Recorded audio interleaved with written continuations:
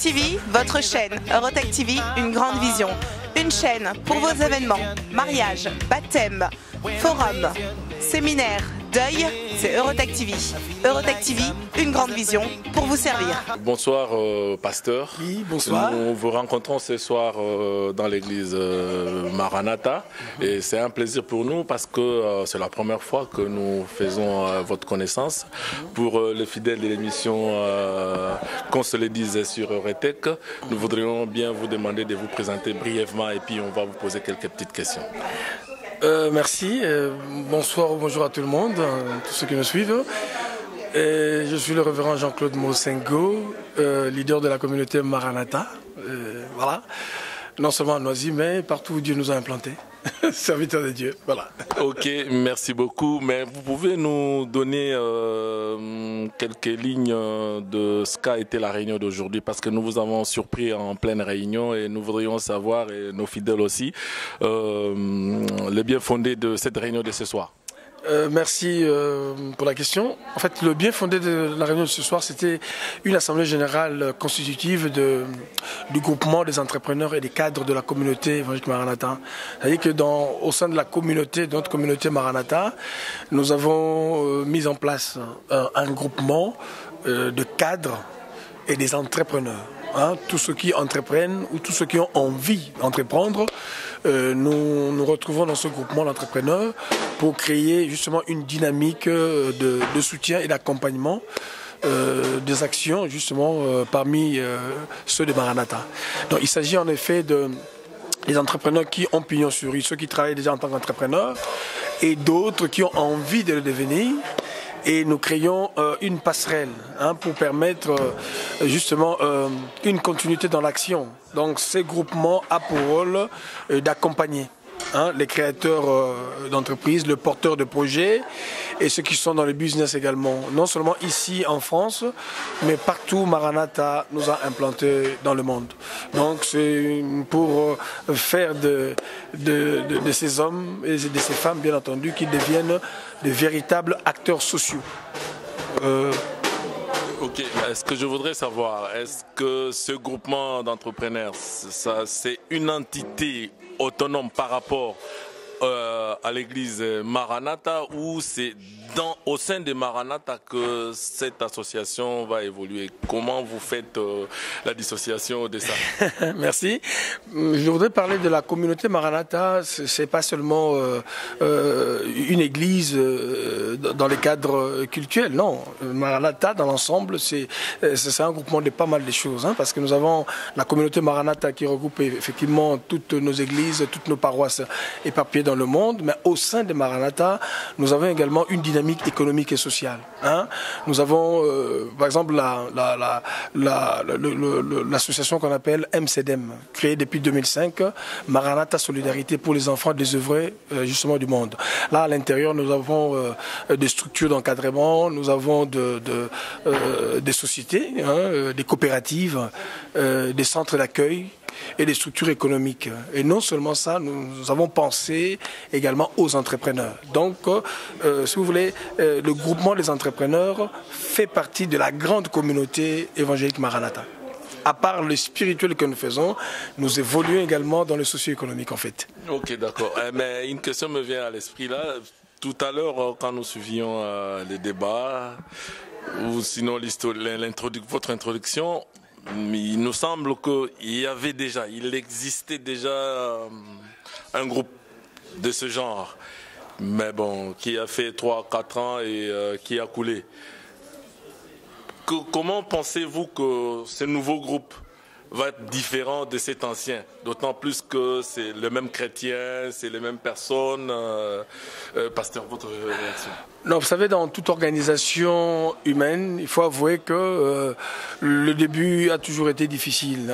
C'est vrai qu'on avait commencé cette dynamique il y a quelques années. Ça a pris l'élan à un certain moment. Il est vrai que ça s'est tassé.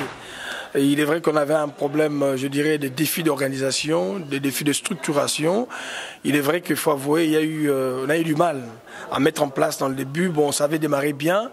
À un moment, il y a eu un tassement d'activités. Mais il est vrai qu'on s'est servi de ces échecs, je dirais, si on peut parler ainsi, de ces projets non accomplis, de ce qu'on n'a pas pu faire, ça nous a mûri. Hein. Et partant de ces échecs, si je peux appeler ça ainsi, ça nous a permis de mettre en place une nouvelle dynamique, une nouvelle stratégie de travail. Et je crois que de cette manière-là, il y a plus d'organisation. On a sécurisé également notre démarche. Hein. On a mis un contour juridique autour. Et je suis convaincu que cette fois-ci, nous sommes partis sur des très très bonnes bases. Et certainement, on ira un peu plus loin. Et vous pensez que le simple fait seulement qu'il y ait une structure juridique, cela suffit pour constituer de barrages pour ceux qui vont mal se comporter dans la suite? Non, on travaille beaucoup plus sur la prévention dans la durée. La structure juridique, c'est juste pour donner un encadrement dans la forme. Mais dans le fond, je sais qu'il s'agit a priori des chrétiens, donc des enfants de Dieu, des gens qui sont épris du sens de paix, de l'organisation. Je suis convaincu qu'avec la présence du Seigneur Jésus, d'abord dans la structure, ça c'est notre première sécurité. Et deuxièmement, nous avons des hommes et des femmes d'appoint. J'expliquerai. Cela dit que nous avons mis autour de nous des spécialistes. Donc nous avons des juristes, nous avons des banquiers, nous avons des hommes d'affaires de terrain. Nous avons des gens de tous bords, hein, ceux-là qui ont une spécialité dans un domaine. Parce que la difficulté, c'était quoi en fait? Il y a d'autres personnes qui ont voulu entamer des actions dans des domaines qu'ils ne maîtrisaient pas. En fait, vous voyez, voilà pourquoi ces groupements-là, c'est également un cadre de consulting. Donc nous avons des gens qui ont déjà réussi, et notamment également ceux qui ont échoué, et qui viennent partager leurs expériences, ceux qui avaient beaucoup manqué dans l'encadrement. Mais cette fois-ci, il y a un peu plus d'encadrement dans tous les sens. Hein. L'encadrement sur le terrain, l'encadrement au niveau de la constitution, l'encadrement d'ordre juridique, d'ordre spirituel, et dans l'accompagnement de projets. Hein. Il est vrai que dans les débuts, on n'a pas suffisamment fait les suivis, mais cette fois-ci, avec l'aide de Dieu, je suis en train de voir ça se profile très bien pour le futur. Oui, pasteur, je suis très content de votre réaction, mais une autre question me vient à l'esprit. Oui. Cette idée vous est venue dans la tête de créer cette association au sein de l'église que vous dirigez comme pasteur leader. N'est-ce pas dans le sens, comme on dit aujourd'hui, le commandant des mortels le disent, pour essayer de ponctionner l'argent de vos fidèles d'une façon un peu stratégique, ou vous pensez vraiment, comme vous l'avez dit tout à l'heure, aider les gens dans le sens de grandir, dans le sens de la créativité? C'est pas pour essayer de rançonner les gens, entre guillemets?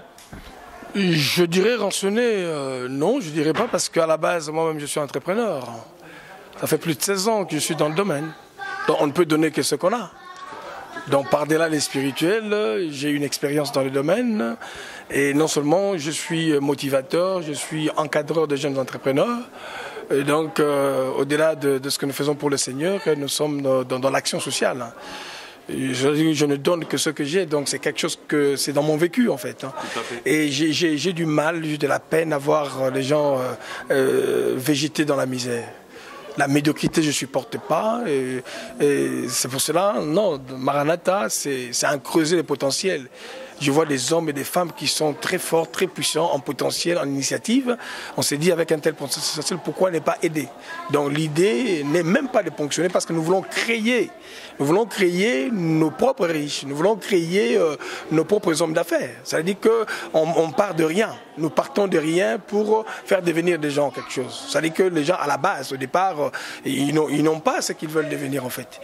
Donc nous faisons une synergie, nous travaillons par synergie, nous mettons nos compétences, nos idées. Ce n'est pas d'abord une question d'argent, non.